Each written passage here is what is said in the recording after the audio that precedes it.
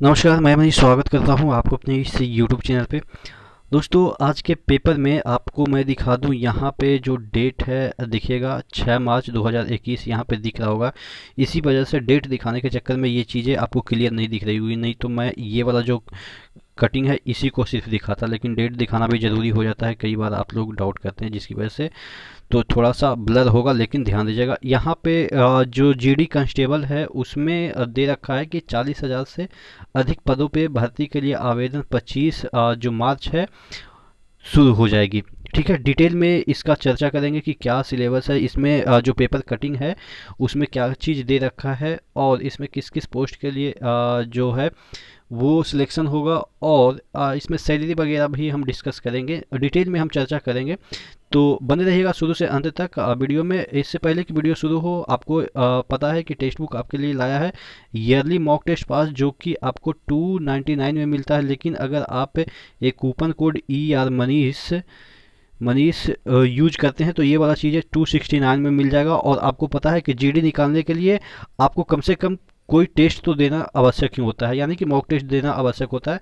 और अगर आप जीडी की प्रिपरेशन कर रहे हैं, साथ में साथ ग्रुप डी की प्रिपरेशन कर रहे हैं, एनटीपीसी की प्रिपरेशन कर रहे हैं, तो हर एक के लिए अलग से आपको मॉक टेस्ट खरीदने की आवश्यकता नहीं है। इसी प्लेटफॉर्म पे यानी कि टेक्स्ट बुक पे ही आपको जितने भी एग्ज़ाम होते हैं उसके सभी के अलग अलग मॉक टेस्ट मिल जाएंगे। यानी कि ग्रुप डी के लिए अलग से मॉक टेस्ट और जो जीडी है उसके लिए अलग से मॉक टेस्ट, यानी कि जितने भी एग्ज़ाम होते हैं उसके सभी के अलग अलग मॉक टेस्ट मिल जाएंगे आपको 269 में। इसका डिस्क्रिप्शन बॉक्स में लिंक दे दूंगा, वहाँ पे जाइएगा, हैव कूपन कोड करके एक ऑप्शन आएगा, वहाँ पे क्लिक करके मनीष टाइप कीजिएगा तो ये जो 299 लिखा रहेगा वो 269 लिख जाएगा, तो फिर आप उसको परचेज कर सकते हैं। डिस्क्रिप्शन बॉक्स में उसको चेक कर लीजिएगा।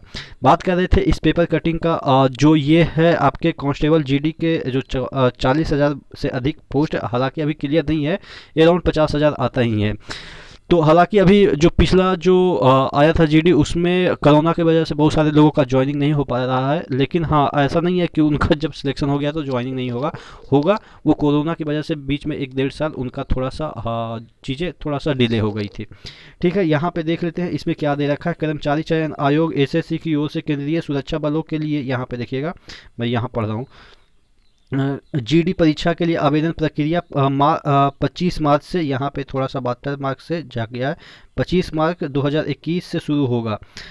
कांस्टेबल जीडी के लिए आवेदन 10 मई 2021 तक लिए जाएंगे, यानी कि आपको ज़्यादा दिन भरने का टाइम भी नहीं दिया जाएगा। यहाँ पे 10 मई तक ही आपको भरने के लिए, एप्लीकेशन फॉर्म भरने के लिए टाइम दिया जा रहा है। आयोग कांस्टेबल जीडी के लिए पहले चरण की कंप्यूटर आधारित परीक्षा 2 से 25 अगस्त, यहाँ पे ये भी दे रखा है कि जो एग्ज़ाम होगा वो क्लियर है कि आपके ज़्यादा दिन नहीं है, तो अभी से आप प्रिपरेशन करते रहें। जिनका भी पीटी का एग्ज़ाम हो गया है, एनटीपीसी का, वो इसमें लग जाए, क्योंकि इसका एग्ज़ाम आपके जो हो सकता है कि ग्रुप डी के साथ साथ में हो जाए, लेकिन बीच में हो सकता है टाइम भी मिल जाए, यानी कि कहीं आपको जेडी का एग्ज़ाम हो तो कहीं आपके कुछ दिन में आपके जो ये ग्रुप डी का एग्ज़ाम हो सकता है दोनों का मैच कर जाए। ठीक है, लेकिन ऐसा नहीं है कि एक दिन आपका जेडी का भी एग्ज़ाम रहेगा और उसी दिन आपका ग्रुप डी का भी एग्ज़ाम रहेगा, क्योंकि मुझे जहाँ तक लगता है कि जीडी का भी जो एग्ज़ाम है वो टीसीएस ही कंडक्ट कराएगी, तो टीसीएस के पास एक ही समय में दो एग्ज़ाम कंडक्ट कराना पॉसिबल नहीं है। तो इस वजह से आप डरेंगे नहीं कि आपका जो एग्ज़ाम है वो आपके मैच कर जाएंगे इस ग्रुप डी से। ठीक है, आपको फॉर्म भरना ही भरना है, क्योंकि जॉब है भाई, जॉब के लिए तो आप समझ रहे हैं ना, आपकी परेशानी को कौन ज़्यादा, मतलब कि आपसे बेहतर कौन समझ सकता है। बेरोजगार होने का जो दर्द है वो तो समझ सकते हैं भाई। ठीक है, तो यहाँ पे ये चीज़ें दे रखी है। उसके बाद आगे दे रखा है जो 25 तक 2 से 25 के बीच आपका एग्ज़ाम हो जाएगा। कांस्टेबल जीडी के तहत एसएसबी, सीएपीएफ और यहाँ पे CRPF, Assam rifle, BSF, ITBP सहित सीआईएसएफ के लिए सिपाही पदों पर भर्ती होगी। आयोग की ओर से सिपाही भर्ती के लिए कंप्यूटर बेस्ड सीबीटी और फिजिकल एफिशिएंसी टेस्ट देना होगा। सीबीटी में 10वां कक्षा के स्तर के प्रश्न पूछे जाएंगे। जो आपका क्वेश्चन होगा वो ऑब्वियस है कि 10th बेसिस पे ये एग्ज़ाम होगा, यानी कि आपके एलिजिबिलिटी क्राइटेरिया 10th ही रखा गया है। और मैक्सिमम आपके 23 बरस उम्र है जनरल कैटेगरी वाले के लिए। ओबीसी के लिए 3 बरस बढ़ जाते हैं और ईडब्ल्यूएस को आरक्षण नहीं मिलता है उम्र की रिस्पेक्ट में बात करें, लेकिन आपको वैकेंसी में आरक्षण मिलेगा। ठीक है, ईडब्ल्यूएस की बात कर रहे हैं। और यहाँ पे देखिएगा कांस्टेबल जीडी की कंप्यूटर आधारित परीक्षा, इसमें जो क्वेश्चन होंगे वो 100 क्वेश्चन होते हैं, 100 सवाल पूछे जाएंगे। और ये जो आपका होगा 25-25 जो क्वेश्चन है वो 25-25 जो है वो किससे पूछे जाएंगे, रीजनिंग से, उसके बाद जीके से, उसके बाद गणित से, उसके बाद आपके इंग्लिश या हिंदी हो सकते हैं। वो आप पे डिपेंड करता है आप हिंदी में देना चाहते हैं या इंग्लिश सब्जेक्ट को चूज करते हैं। अगर आप इंग्लिश सब्जेक्ट को चूज करते हैं तो 25 क्वेश्चन इंग्लिश में रहेगा, यानी कि इंग्लिश वाला रहेगा। और हिंदी चूज करते हैं तो हिंदी सब्जेक्ट से आपको 25 क्वेश्चन पूछे जाएंगे।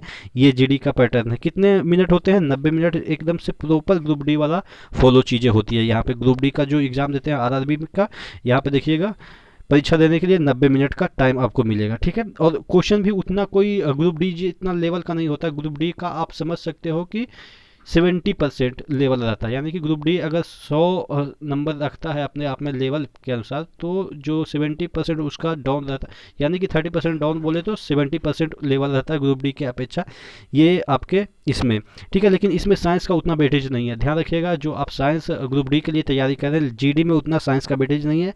साइंस पूछता है मतलब लल्लू टाइप के क्वेश्चन पूछते हैं साइंस में। ठीक है, तो ध्यान रखिएगा इसमें साइंस के लिए उतना दिमाग नहीं खपाना है। और जो थोड़ा सा आपके जो जीके में थोड़ा सा जो प्रीवियस जो ट्रेंड बनता है कि जो लूसेंट वगैरह, वो सफिशिएंट है। लूसेंट से आपका ये जीडी वगैरह निकल जाएगा। ठीक है, यहाँ पे ये इसका सिलेबस डिटेल दे रखा है। ठीक है, यहाँ पे उतना तो हमने कई वीडियो में भी बताया है।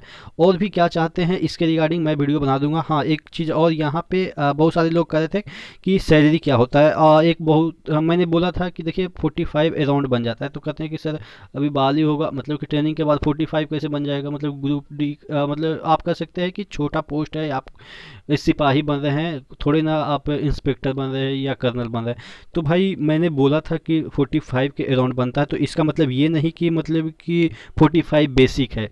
मैं एज ए गवर्नमेंट एम्प्लॉय मुझे पता है कि कहाँ कहाँ से इंसेंटिव मिलते हैं, तब जाके 45 मिलता है। मैंने 45 बोला था कि सभी चीज़ मिला के, इंसेंटिव मिला के। आपको मैं बताऊं कि जहाँ ये अगर आप हिली एरिया में आईटीबीपी में जाते हैं तब तो 45 से एवं भी बनेगा। क्यों? क्योंकि आपको पता है कि उसमें छुट्टियां वगैरह होती है। जो डिफेंस सेक्टर के जॉब होते हैं उसमें काफ़ी छुट्टियां होती है। तो छुट्टियां की वजह से क्या होता है कि अगर आप उस छुट्टी को नहीं लेते हैं, मतलब कि जो रेलवे का आप कह सकते हैं कि अगर 30 दिन छुट्टी देता है साल भर में, तो उसमें कम से कम तो 3 महीने यानी कि 3-3 90 दिन छुट्टी मिलता है। तो उसको आप पैसे के रूप में भी ट्रांसफ़र कर सकते हैं। छुट्टी कम लेके उसको आप पैसे के रूप में उसको ट्रांसफ़र कर सकते हैं। तो उधर से इंसेंटिव तो हो जाता है, वो डिपेंड करता है आपके ऊपर। उसके बाद अगर आप हिली एरिया में रहते हैं जहाँ पे थोड़ा सा मतलब कि कह सकते हैं कि थोड़ा सा डेंजर जोन आप कह सकते हैं, तो वहाँ पे 10 से 12 हज़ार ऐसे ही इंसेंटिव बच जाते हैं। अगर आप आईटीबीपी में रहते हैं, यानी कि जो हिमाच्छादित एरिया है, ठीक है, चाइना के पास रहते हैं, उस बॉर्डर पे रहते हैं, तो आपके 10-12 हज़ार तो ऐसे बन जाते हैं। प्लस बहुत सारे ऐसे इंसेंटिव है डिफेंस में भाई, जो कि आपको अगर बेसिक 24-25 हज़ार भी रहता है ना, तो 20 के अराउंड आपको इंसेंटिव बन जाते हैं। तो इस वजह से मैंने और भी चीज़ों को जोड़ करके बताया था कि आपके जो होते हैं टोटल वो 45 के अराउंड मिनिमम बन ही जाते हैं। अभी मैं बताऊं कि मेरे एक दोस्त हैं, उनका तकरीबन 4 से 5 साल उनका जॉब हुआ है, उनका 65 हज़ार बन रहा है। आप समझ जाओ कि 65 हज़ार, और मैं बता रहा हूँ 4 से 5 साल हालांकि उन्होंने कर रखा है।